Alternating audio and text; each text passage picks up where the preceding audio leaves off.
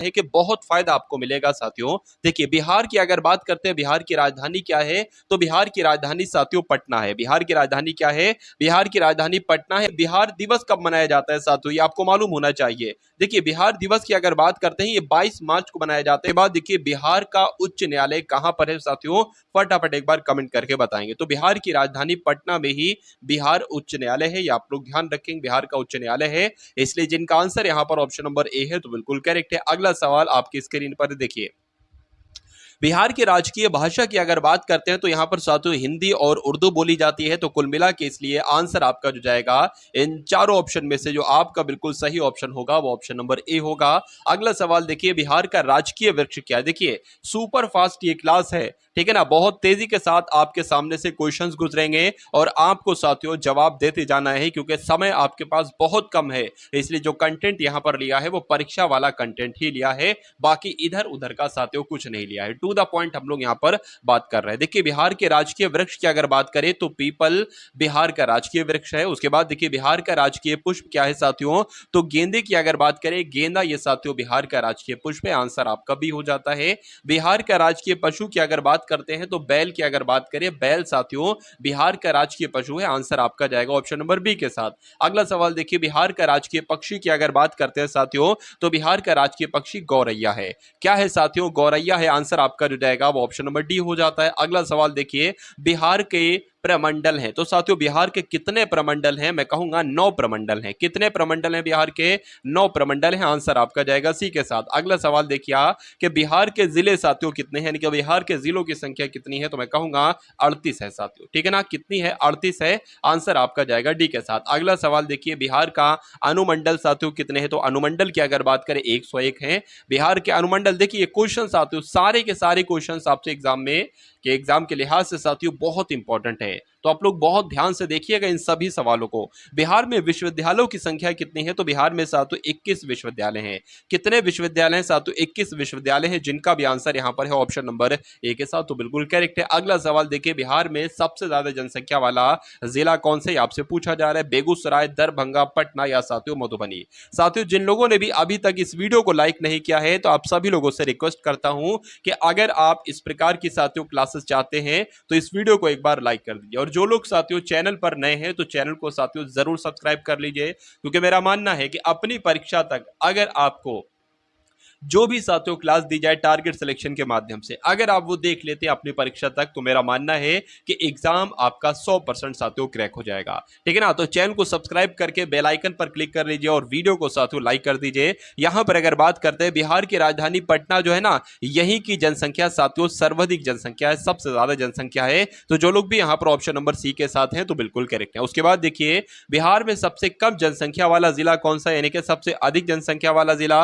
आपको पता चल गया पटना है। सबसे कम जनसंख्या वाला जिला साथियों कौन सा है, शेखपुरा है। कौन सा है, शेखपुरा है। राइट आंसर आपका जो जाएगा वो ऑप्शन नंबर बी के साथ जाएगा। बिहार में सबसे कम लिंग अनुपात वाला जिला कौन सा है साथियों, मुझे बताइए। तो आप लोग ध्यान रखेंगे, मुंगेर आपके इस प्रश्न का बिल्कुल सही जवाब हो जाएगा, यानी कि सबसे कम लिंग अनुपात वाला जिला कौन सा है, मुंगेर है। उसके बाद देखिए, बिहार में सर्वाधिक लिंग अनुपात वाला जिला साथियों कौन सा है, तो गोपालगंज है, यानी कि गोपालगंज आपके इस प्रश्न का बिल्कुल सही जवाब हो जाएगा। सबसे ज्यादा लिंग अनुपात गोपालगंज का। बिहार में सबसे ज्यादा साक्षरता वाला जिला साथियों कौन सा है, तो रोहतास की अगर बात करें, यानी कि जो ऑप्शन नंबर ए में साथियों रोहतास है, बिहार में सबसे ज्यादा साक्षरता वाला जिला रोहतास ही है।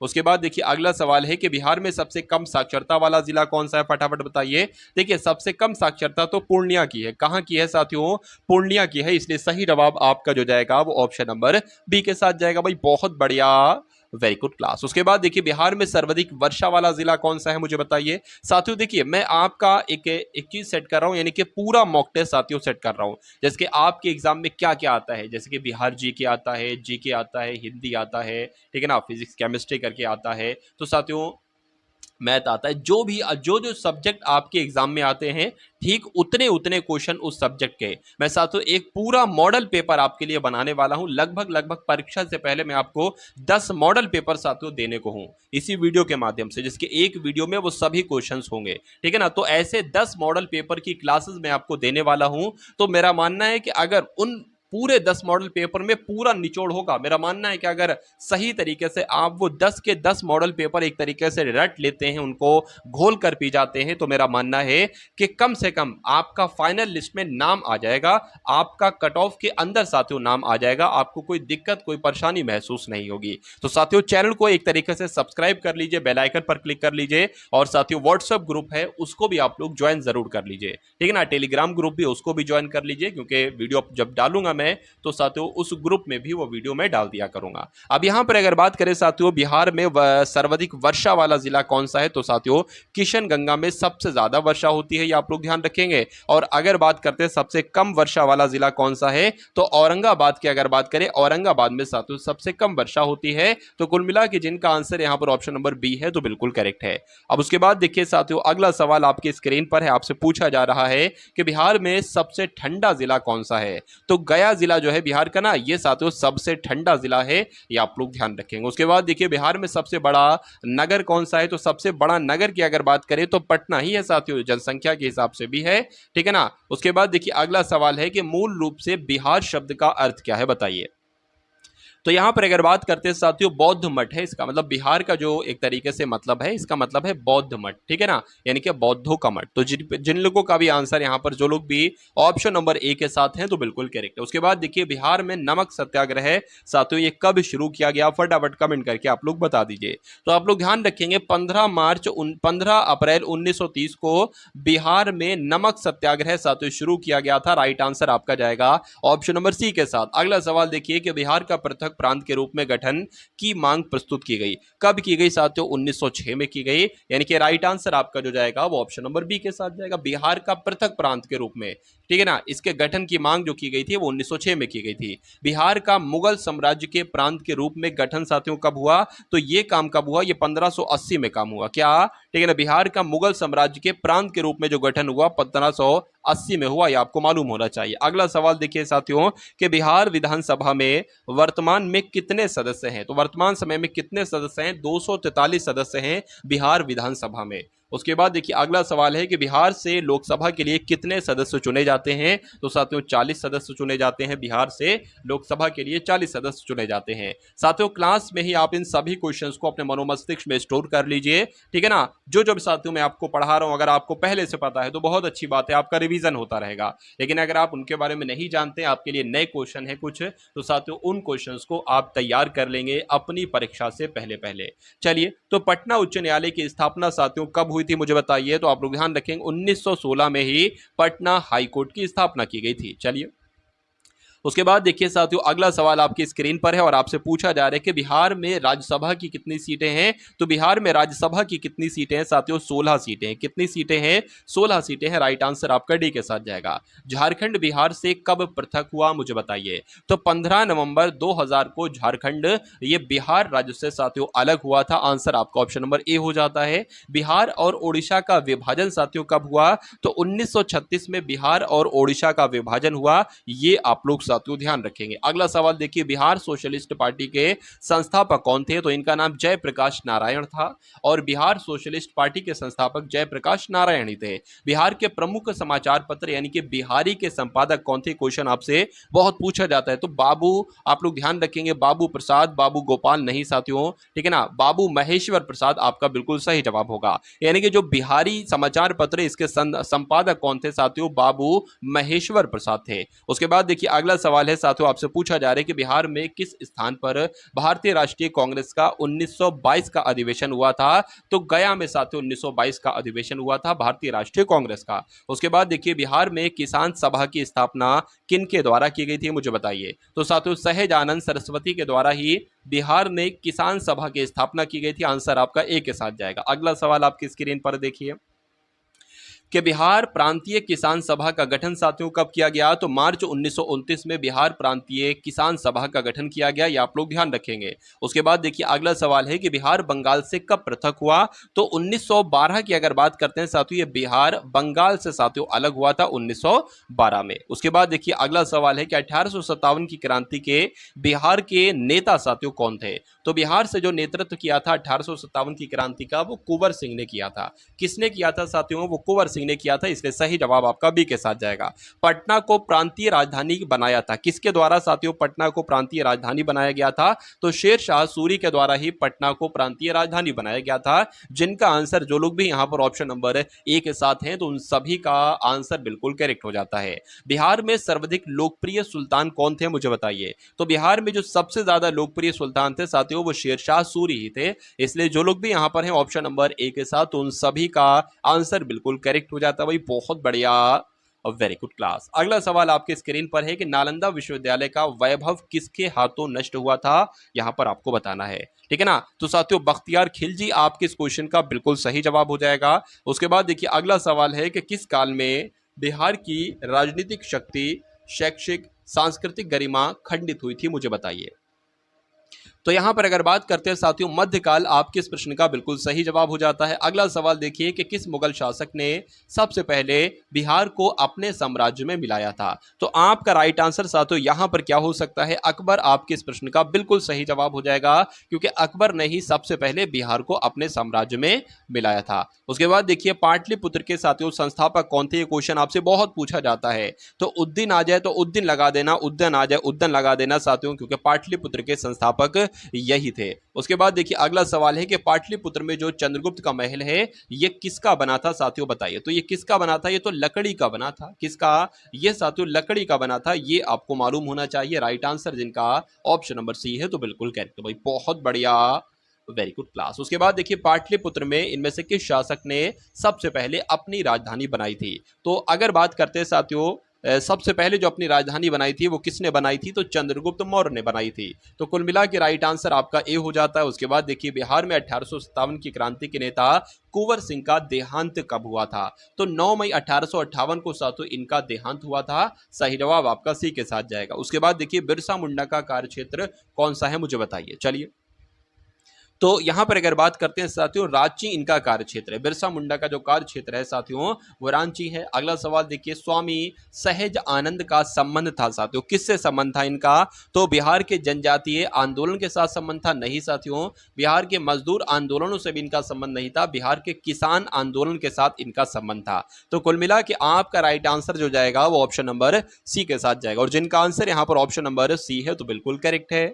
चंद्रगुप्त मौर्य के गुरु साथियों कौन थे, तो चंद्रगुप्त मौर्य के गुरु कौन थे, चाणक्य थे। आंसर आपका जाएगा ऑप्शन नंबर ए के साथ। उसके बाद देखिए इनमें से कौन बिहार में किसान आंदोलन के साथ जुड़े थे। तो अगर बात करते हैं साथियों राजेंद्र प्रसाद ही, तो यह राजेंद्र प्रसाद ही बिहार में किसान आंदोलन के साथ जुड़े थे, आप लोग ध्यान रखेंगे। उसके बाद देखिए अगला सवाल है साथियों कांग्रेस सोशलिस्ट पार्टी की पहली बैठक जो हुई थी वो कहां पर हुई थी, दिल्ली में, लाहौर में, पटना में, या साथियों नासिक में। तो आपको मालूम होना चाहिए साथियों जो कांग्रेस सोशलिस्ट पार्टी की पहली बैठक हुई थी ये पटना में हुई थी। आंसर आपका सी के साथ जाएगा। श्री नरसिंह नारायण क्या थे, तो क्या ये एक समाजवादी, क्वेश्चन आपसे पूछा जाता है तो ये एक समाजवादी ही थे, ठीक है ना। श्री नरसिंह नारायण के बारे में आप लोग ध्यान रखेंगे, ये एक समाजवादी थे। उसके बाद देखिए जयप्रकाश नारायण किस पार्टी से संबंधित है, बहुत टॉप ट्रेंडिंग वाला क्वेश्चन साथियों आपकी स्क्रीन पर आ गया है।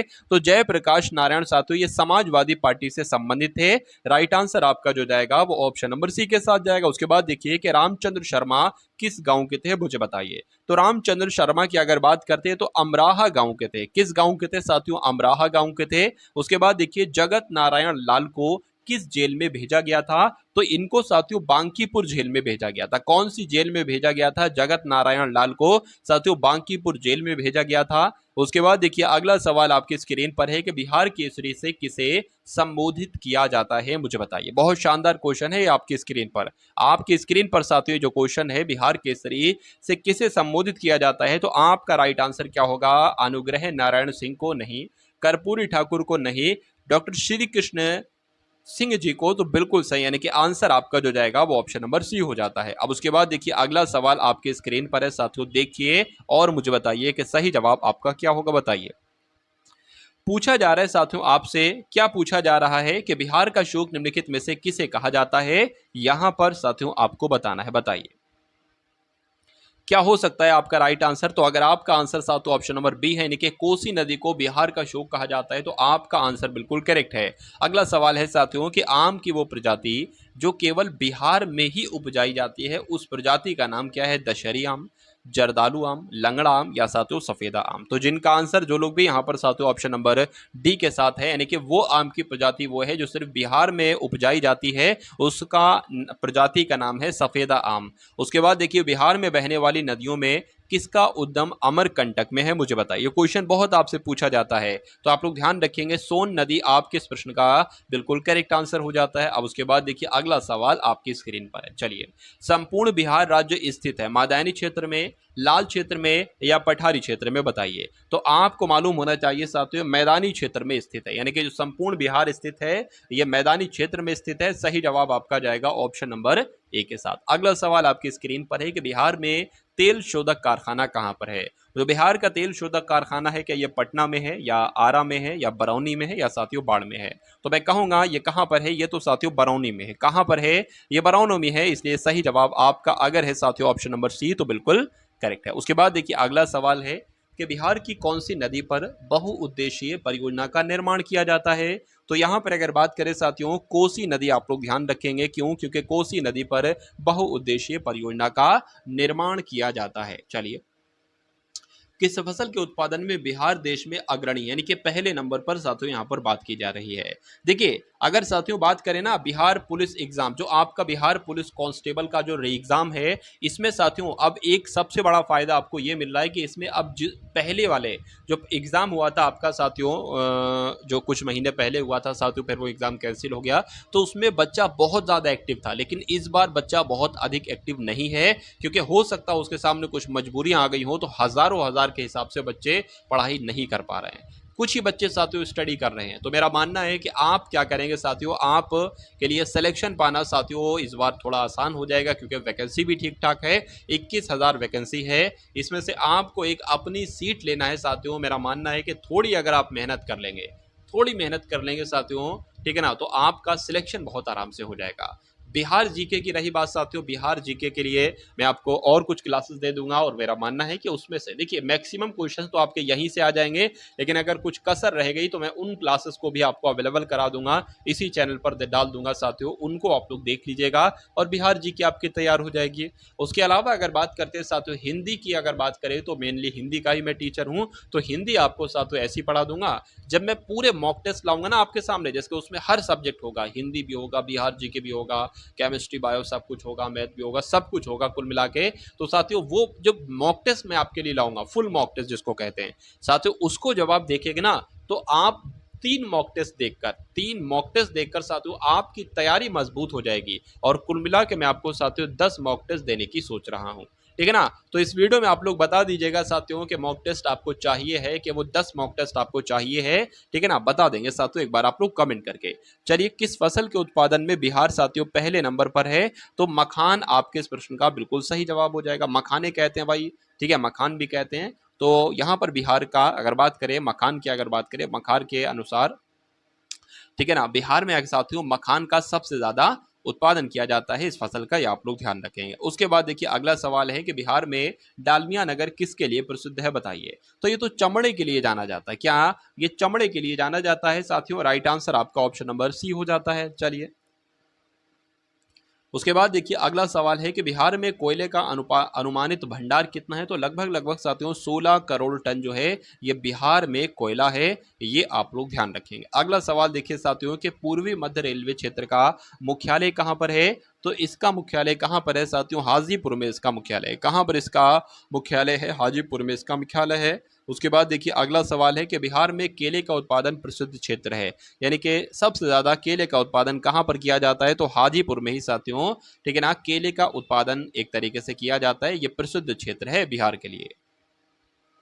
उसके बाद देखिए मखान की खेती के लिए देश का अग्रणी राज्य साथियों कौन सा है। तो अभी मैंने आपको बताया था कि मखान के लिए साथियों कौन सा राज्य एक तरीके से अग्रणी है। तो साथियों बिहार मैंने आपको बतलाया था, तो बिहार कहीं ऑप्शन में होगा, बिल्कुल ऑप्शन में है, ऑप्शन नंबर सी में है, तो यही आपका क्या होगा, बिल्कुल सही जवाब हो जाएगा। उसके बाद देखिए साथियों अगले नंबर का सवाल आपकी स्क्रीन पर है कि ककोलत जल प्रताप बिहार के किस जिले में स्थित है। पटना में, नवादा में, मुंगेर में या साथियों नालंदा में। तो आप लोग ध्यान रखेंगे नवादा में है ये, यानी कि ककोलत जलप्रपात बिहार के किस जिले में है, तो नवादा में है। आंसर आपका बी हो जाता है। निम्नलिखित में से कौन सा शहर बिहार के सबसे पूर्वी भाग में स्थित है, मुझे बताइए। तो बिहार के सबसे पूर्वी भाग में साथियों कौन सा जिला है, तो कटिहार है।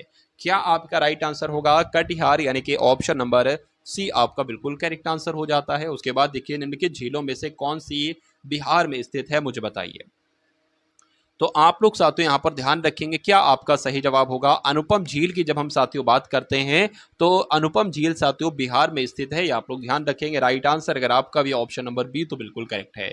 उसके बाद देखिए नालंदा विश्वविद्यालय किसके लिए प्रसिद्ध, विश्व प्रसिद्ध है। तो नालंदा विश्वविद्यालय की जब हम बात करते हैं, ये तो साथियों बौद्ध धर्म दर्शन के लिए जाना जाता है। क्या बौद्ध धर्म दर्शन के लिए साथियों जाना जाता है नालंदा विश्वविद्यालय। अगला सवाल देखिए साथियों कि नालंदा विश्वविद्यालय के विनाश के कारण क्या थे। तो साथियों ठीक है ना, किसके द्वारा साथियों एक तरीके से किया गया था, तो यहाँ पर आंसर आपका जाएगा ए के साथ, मुसलमान के द्वारा। उसके बाद देखिए साथियों यहाँ पर अगर बात करें साथियों बिहार आने वाला पहला अंग्रेज यात्री कौन था। तो बिहार आने वाला पहला अंग्रेज यात्री कौन था, तो रॉल्फ फिश था। कौन था साथियों, रॉल्फ फिश था। राइट आंसर आपका जाएगा ऑप्शन नंबर डी के साथ। उसके बाद देखिए साथियों अंतिम मौर्य सम्राट के बारे में आपसे यहाँ पर पूछा जा रहा है, बताइए। चलिए अंतिम मौर्य सम्राट की अगर बात करते हैं साथियों तो बृहदरथ आप लोग ध्यान रखेंगे। क्या बृहदरथ ही कौन थे साथियों अंतिम मौर्य सम्राट थे। राइट आंसर यहाँ पर जिनका भी ऑप्शन नंबर बी है तो बिल्कुल करेक्ट हो जाता है। अगला सवाल देखिए गुप्त सम्राट जिसने हुणों को पराजित किया था, तो किसने साथियों किया था, बताने की कोशिश करेंगे आप सभी लोग, बताइए। तो स्वयं गुप्त ने किया था, यानी कि आंसर आपका जो जाएगा वो ऑप्शन नंबर ए के साथ जाएगा। भाई बहुत बढ़िया, वेरी गुड क्लास। सम्राट अशोक के पिता का नाम क्या था, ये आपसे यहाँ पर कुल मिला के पूछा जा रहा है, बताइए। चलिए तो इनके पिता का नाम साथियों क्या था, बिंदुसार इनके पिता का नाम था। यानी कि अशोक के पिता का नाम क्या था, तो अशोक के पिता का नाम साथियों बिंदुसार था। राइट आंसर आपका जाएगा डी के साथ। अगला सवाल देखिए साथियों आपकी स्क्रीन पर है, बताइए। ठीक है ना, चलिए देखिए आपका पेपर जो है ना साथियों पहला कब है साथियों, पहला 7 अगस्त को आपका पेपर है। और उसके बाद साथियों आपका कुछ दिन बाद पेपर है। ठीक है, तो कुल मिला के ये अगस्त भर पेपर चलेंगे अलग अलग डेट में। तो मेरा मानना है साथियों जैसा 7 अगस्त का आपका पेपर आएगा तो उसका साथियों जो एनालिसिस आपको कराया जाएगा वो आपके लिए बहुत इंपॉर्टेंट होगा।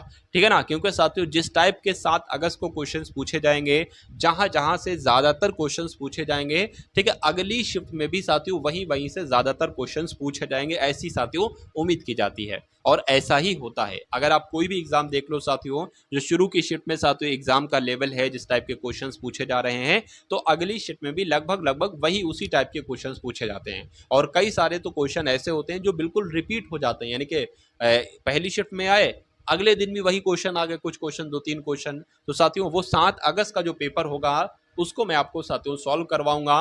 वो उसके लिए साथियों चैनल को आपको सब्सक्राइब करके बेल आइकन जो है ना घंटे वाला निशान उसको क्लिक करके ऑल पर क्लिक कर लेना है। क्योंकि साथियों जैसे वीडियो 7 अगस्त को मैं अपलोड करूंगा तो तुरंत उस वीडियो को आप लोग देख लीजिएगा और अपनी तैयारी को साथियों धार दे दीजिएगा।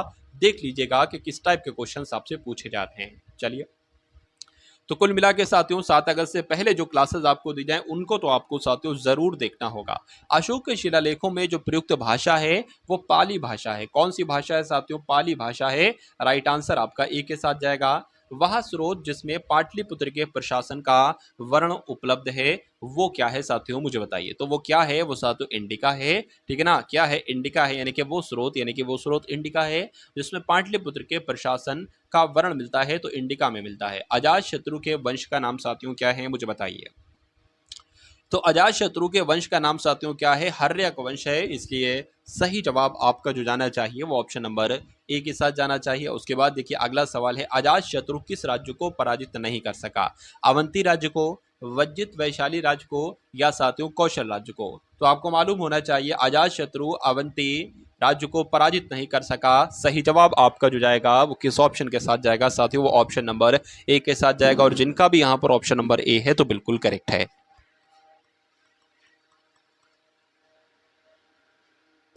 उसके बाद देखिए साथियों नेक्स्ट नंबर के यहाँ पर क्वेश्चन आपकी स्क्रीन पर है, देखिए और बता दीजिए कि सही जवाब आपका यहाँ पर क्या हो सकता है, बताइए। साथियों ईसा पूर्व, ठीक है ना, क्या ईसा पूर्व 6ठी सदी में विश्व की प्रथम गणतंत्रात्मक व्यवस्था कहां पर थी? वैशाली में, पाटलिपुत्र में, स्पार्टा में या सातों एथेंस में? तो कहां पर थी आपको मालूम होना चाहिए, वैशाली में थी, ठीक है ना। यानी कि विश्व की प्रथम गणतंत्रात्मक व्यवस्था जो थी वो 6ठी शताब्दी में, 6ठी सदी में साथियों कहां पर थी? तो वैशाली में थी। राइट आंसर आपका जाएगा ऑप्शन नंबर ए के साथ। उसके बाद देखिए इनमें से नदियों में सबसे अधिक नदीपथ परिवर्तन किया है, सोन नदी, गंगा नदी, कोसी नदी या साथियों गंडक नदी? तो यहां पर आपका राइट आंसर जो जाएगा साथियों, ठीक है ना, तो कोसी नदी में साथियों सबसे अधिक नदी पथ परिवर्तन किया है, इसलिए सही जवाब आपका जाएगा ऑप्शन नंबर सी के साथ। किसके प्रयत्नों से बिहार प्रांतीय कांग्रेस का दूसरा अधिवेशन हुआ था? तो किसके प्रयत्नों से, किसकी कोशिशों से? जी के गोखले या श्री कृष्ण या श्री दीप नारायण सिंह या इनमें से कोई नहीं? तो इस क्वेश्चन का सही जवाब आपका जो जाएगा वो साथियों ऑप्शन नंबर सी के साथ जाएगा। दीप नारायण सिंह की कोशिशों की वजह से बिहार प्रांतीय कांग्रेस का दूसरा अधिवेशन हुआ था, ये आपको मालूम होना चाहिए। सही जवाब आपका सी के साथ जाएगा। निम्नलिखित में से बिहार के कौन से जिलों के कुछ इलाके पश्चिम बंगाल को दिए गए थे? तो अगर बात करते हैं साथियों, देखिए भागलपुर और समस्तीपुर दिया गया था, तो मैं कहूंगा नहीं।